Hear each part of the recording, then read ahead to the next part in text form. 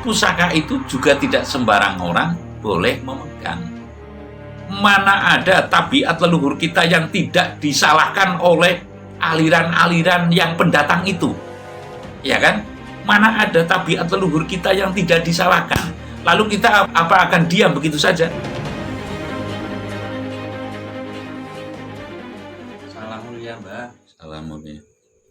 Dalam kawruh Jawa yang panjenengan sampaikan, seorang pemimpin baik itu tingkatan daerah lah ya, atau bahkan mungkin tingkat nasional istilah sekarang itu, semestinya kan mendapat restu dari leluhur.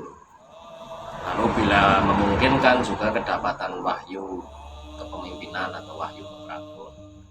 Nah, saya ingin bertanya, selain daripada itu, apakah perlu pusaka dalam setiap daerah atau setiap kepemimpinan begitu Mbak? Tapi ulo salam mulya atubadya Wisnuka Nusantara. Om wilahing jati nuhuni hajat jati leluhur Nusantara tapi uluk salam mulia. Saya menyimak pertanyaannya itu, yang dimaksud mungkin selain punya wahyu, selain dari restu leluhur, adakah pusaka yang dipegang untuk bisa memayu hayuneng sesomo? Artinya yang arah anunya kan pemimpin ini diharapkan bisa memayu hayuneng sesomo, memayu hayuneng bawono. Setiap pemimpin kan harapannya kan setiap pemimpin bisalah memayu hayuneng sesomo, memayu hayuneng bawono. Nah, kalau sudah bisa memayu hayuneng sesomo dan memayu hayuneng bawono, tentulah bisa memayu hayuneng keluarga. Nah, tapi kalau sekarang topiknya memayu hayuneng keluarga, ini sedikit saya mengulas mengenai fungsi daripada pemimpin itu. Artinya apa sih pemimpin? Pemimpin ya pokoknya memimpin berdasarkan undang-undang yang ada. Jawabannya sekarang kan begitu. Nah, kalau undang-undang itu kan dibentuk ya oleh orang maksudnya, tapi kalau pemimpin semestinya kan dibentuk oleh Tuhan, oleh amanat dari Tuhan mestinya. Maksud saya semestinya pemimpin itu adalah memegang atau berpedoman kepada bahwasanya itu amanah atau amanat dari Tuhan. Saya akan berkata sejarah ya, atau babat tanah Jawa bolehlah, atau babat Nusantara ini. Bahwasanya kekuatan bil gaib yang ada, ya silakan saja andai kata ada yang memandang saya apa gaib. Memang untuk saat ini saya pandang krisisnya keimanan manusia kepada hal yang gaib atau kepada alam ini, atau krisis kepercayaan lah, atau krisis iman kepada hal yang gaib lah. Kalau sudah krisis iman kepada hal yang gaib, otomatis sudah krisis iman kepada Tuhan, karena Tuhan itu juga gaib, itu nggak bisa dilihat. Kalau Tuhan bisa dilihat nanti ya malah dimintai uang, ya kan, dipentungi, malah bingung Tuhannya. Sengsara ini nggak punya uang, Tuhan minta gitu loh. Sengsara ini nggak, manusia kan adanya konotasinya kurang. Saya akan berkata intinya, adakah pusaka yang itu? Saya mengatakan bahwasanya kalau Nusantara ini dipetik dari babat tertatanya Nusantara ini, yang di tanah Jawa maksudnya, yang di tanah Jawa. Kalau yang di luar Jawa itu kan Sriwijaya ya. Nah, kalau yang di tanah Jawa, walaupun Sriwijaya itu juga sempalan dari Jawa, yaitu Balaputra Putra Dewa itu kan dari Jawa juga itu. Jadi saya akan mengatakan amanat pusaka ya, atau pusaka amanat untuk pemimpin untuk pemimpin terutama sebelum memegang pusaka-pusaka yang lain, ya, seyogianya menguatkan apa yang telah ada, ya, atau apabila tidak mencari. Kalau dulu ini kan yang membuat pusaka itu siapa? Empu kan? Ya. Atau minta kepada empu untuk membuatnya kalau dulu, ya, dan atau pujangga atas saran-sarannya. Jadi kekuatan pemimpin ini adalah empu dan pujangga. Lalu pusakanya biasanya yang teramanat, bukan biasanya, yang saya tahu ya, yang teramanat dari Sang Hyang Ismoyo atau Kaki Semar setelah turun ke bumi, itu adalah pusaka tombak Trisula. Bukan Trisula Weda, saya tidak mengatakan Trisula Weda ya. Adalah tombak Trisula. Tombak Trisula itu kalau zaman dulu itu di tiap kabupaten itu pasti ada tombak Trisula. Tinggal dilihat saja sekarang kalau mungkin ada pegawai kabupaten atau itu yang umpamanya Kabupaten Cilacap, apakah ada itu tombak Trisula? Tombak Trisula itu bukan 3 tombak jadi 1 itu enggak, tapi tombak 1 yang 1 tapi jejer 3 gitu, dijajarkan 3. Itu yang isinya taruhlah atau sebutannya adalah Kiai Singkir Banyu, Singkir Geni, Singkir Angin. Ini tombak Trisula. Artinya saya mengatakan pusaka amanat dari leluhur Nusantara atau Kaki Sabdo Palon atau Kaki Ismoyo atau Kaki Semar Bodronoyo adalah tombak Trisula yang semestinya ada di tiap-tiap kabupaten atau kalau itu kelurahan. Tapi sekarang kan nggak mungkin, kalau kelurahan nanti dianggap pada yang datang, wah Pak Lurahnya udah musyrik gitu loh. Tapi yang jelas kalau kita mengaku darah Nusantara atau darah Jawa, mau tidak mau semestinya itu ada. Dan kalau dulu mungkin malah terinstruksikan, artinya terinstruksikan manakala itu tidak ada tombak Trisula, efeknya gitu, efeknya itu dilalah ada-ada saja. Kalau istilah sekarang ya bencana lah. Kalau saya ya kalau mengatakan bencana kan kelihatannya menakutkan, tapi dilalah ada-ada saja, rubedane sarwo tinuwuh. Itu artinya rubedo ini apa ya? Ya cobaan, ya kesulitan, ya apa-apa serbanya kendala, bukan kendali tapi kendala. Timbullah kendala sana sini, mungkin ada dilalah ada sapi saja lahirnya kepalanya 2 gitu loh dan sebagainya. Itu yang pokok saya mengatakan adalah tombak Trisula. Apa tombak Trisula ini? Saya akan mengaitkan intinya ketika Kaki Semar mapan di tanah Jawa ini kan leledo itu cara istilah sekarang jajah projo milangkori, tapi kalau dulu ya jajah wilayah lah, wilayahnya.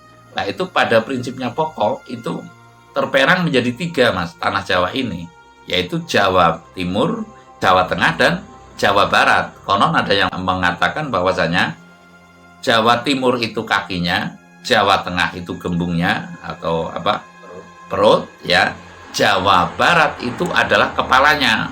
Makanya kalau yang itu ya apapun rasanya ibu kota di Jawa Barat begitu, artinya di wilayah Jawa Barat. Saya nggak mengatakan iya Jawa bagian barat, maksudnya ini terlepas dari ibaratnya instansi kepemerintahan ya, administrasi, ibaratnya administrasi provinsi atau daerah istimewa. Saya mengatakan secara kekuatan itu bahwasanya Jawa ini pada awalnya hanya terbagi 3, yaitu Jawa Timur, Jawa Tengah, lalu Jawa Barat begitu loh. Jadi ini teritorial di luar administrasi, maksud saya administrasi artinya provinsi Jawa Tengah, Jawa Barat itu bukan, tapi pada prinsipnya dari dulu mulai gelare jagat Sang Hyang Ismoyo itu di tanah Jawa hanya terbagi menjadi 3, Jawa Timur, Jawa Tengah, Jawa Barat. Lalu apa kekuatan itu? Kekuatan yang ada di dalamnya kalau Singkir Geni itu otomatis Sang Hyang Romo taruhlah. Nah, artinya empu itu nggayuh sesuai dengan fungsi dan tingkatannya. Maksudnya tingkatannya itu Kalau tingkatan kabupaten, empu yang membuat ya tingkatan kabupaten. Percikannya dari Sang Hyang Brahmo minta restunya Sang Hyang Brahma ya, atau Dewa Brahma atau Bathara Brahma ya minta restunya untuk menempa ini. Lalu gaib apa ya yang ada di situ ya. Nanti yang penting restu Sang Hyang Brahma ini atau Bathara Brahma ini. Lalu kalau itu tombak singkir geni ya. Kalau singkir banyu ya otomatis Sang Hyang Baruno. Ya, Sang Hyang Baruno, dewaning samudra, dewaning air gitu aja. Lalu kalau singkir angin ya Dewa Bayu gitu. Artinya semua itu jelas tempaan empu yang dimana sekarang para pemimpin itu telah meninggalkan itu semua. Kiblatnya kan sudah beda sekarang. Artinya kalau kiblat dulu kan kepada sesepuh, bini sepuh. Kalau kiblat sekarang kan kepada teknologi dan yang lainnya gitu. Kalau saya bicara nanti kiblatnya kepada ulama nanti mau ada tersinggung. Artinya ini teori dengan praktek kan beda. Kalau ibaratnya ngajinya dulu kan ngaji disertai praktek. Artinya ngilmu iku pelakonnya kanthi laku. Tapi kalau sekarang kan ngaji teori ya. Ngaji teori di mana akan mempraktekkan. Umpamanya ini mempraktekkan keyonen. Keyonen ini hasil daripada ini dicurahkan ke keris kalau zaman dulu atau dicurahkan ke pusaka. Kalau sekarang kan dimediasikan ke pusaka. Kalau sekarang kan kemana kita akan mempraktekkan hasil daripada kita mengkaji? Kecuali kita hanya menghafalkan dan lalu berdoa, tidak ada penyaluran mediasinya. Saya hasil doa 7 hari 7 malam, ibaratnya nggak makan, nggak minum, saya salurkan atau saya mediasikan kepada pusaka singkir geni atau tombak singkir geni. Nah, lalu otomatis dimensi dari Sang Hyang Brahma ini terpercik ke situ, niatnya membuat tombak singkir geni begitu. Sehingga kalau dulu waktu saya kecil saja, kakek saya itu kan punya tombak 3 lah ya, walaupun di rumah joglo itu. Ketika ada angin, hujan badai angin, itu keluar di halaman di tritikan. Tritikan itu apa ya? Tritikan.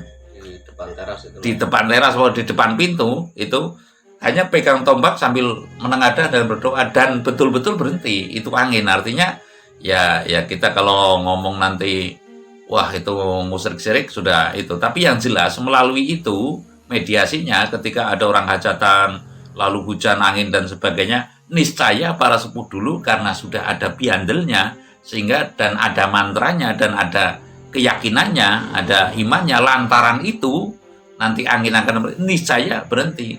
Nah kalau sekarang memang kiblatnya sudah rancu lah, saya tidak mengatakan yang itu akan berkiblat kemana itu sudah bingung. Artinya ya dengan doa-doa tertentu mungkin, tapi kenyataannya kan kurang bisa memadai. Artinya tidak mumpuni untuk segala sesuatunya. Contohnya aja ini pandemi saja kan gelapakan semua gitu loh.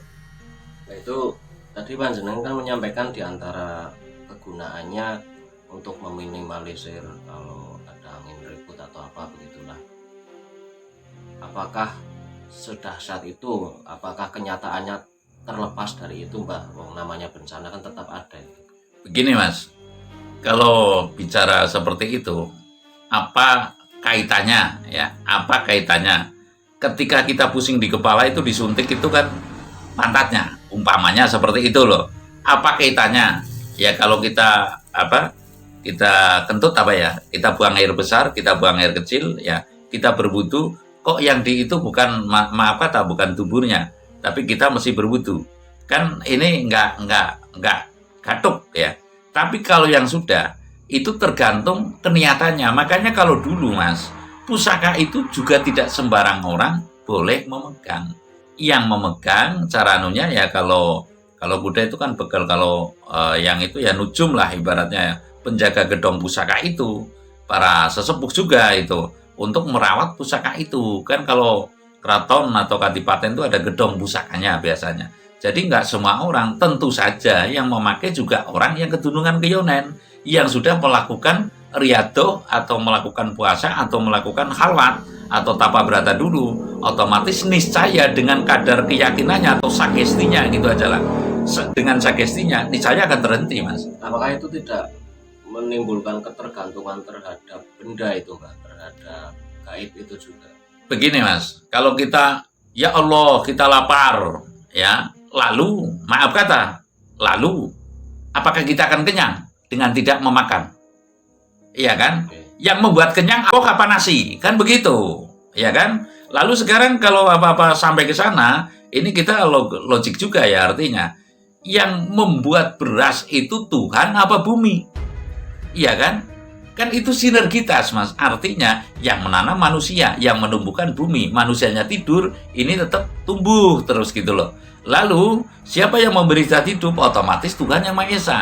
Artinya ini ada apa ya, semacam rantai, ya, mata rantai yang harus berputar. Kalau segala sesuatu harus kepada Allah, nanti timpang, buminya nggak rela juga Mas, gitu loh.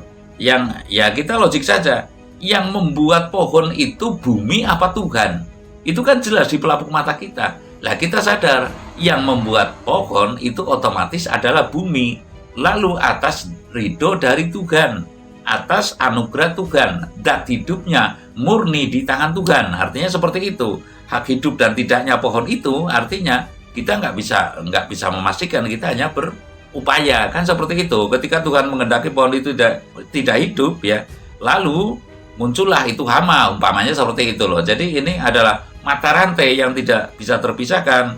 Kalau nanti ibaratnya, ya mohon maaf, kalau ada guru mesti ada murid, ya kan? Lah kalau ini guru tanpa murid itu seperti apa gitu loh. Artinya ya ini mata rantai, sebuah siklus yang harus kita pahami kan seperti itu. Lah bukan berarti saya mencela ya, tapi mohon kita mengkoreksi bersama mana kekeliruan kita. Tapi kalau sudah apa-apa itu musyrik, apa itu syirik, itu ya saya akan berkata begini Mas, mana ada tabiat leluhur kita yang tidak disalahkan oleh aliran-aliran yang pendatang itu, ya kan? Mana ada tabiat leluhur kita yang tidak disalahkan, lalu kita akan diam begitu saja? Kita punya hak sanggah gitu loh, kita punya hak sanggah, artinya menalarkan semua itu. Mana ada wayang, ya kan, disalahkan, lalu tembang disalahkan, bakar menyan disalahkan, lalu apa saja itu disalahkan oleh paham pendatang, dan itu tamu gitu loh, tamu, maaf kata gitu loh. Kalau Tuhan bukan tamu gitu loh. Ya ini kita terang-terangan saja, artinya kita berhak mempertahankan, artinya menyanggah, bukan membantah ya, lalu menselaraskan kembali. Nggak usah seperti itulah, apapun alasannya. Kamu itu juga keturunan orang Jawa. Kalau orang Jawa nggak tahu kalau yang para mengaku keturunan para nabi, nggak tahu itu loh. Jadi kita, yang jelas kita itu sinergi, mutualisme, ya, saling memberi dan saling menerima. Artinya ya saling memberi dan saling menerima itu. Take and give-nya itu jelas gitu loh. Tidak lalu menghujat, tidak lalu memuja-muja orang yang sedang ada, lalu mencela-cela orang yang tidak ada, kan seperti itu. Intinya saya mengatakan bahwasanya yang saya tahu sepengetahuan saya adalah tombak Trisula ini adalah pusaka amanat leluhur Nusantara. Yang pokok adalah tombak Trisula, bukan Trisula Weda loh ya, tapi ini tombak Trisula. Terima kasih.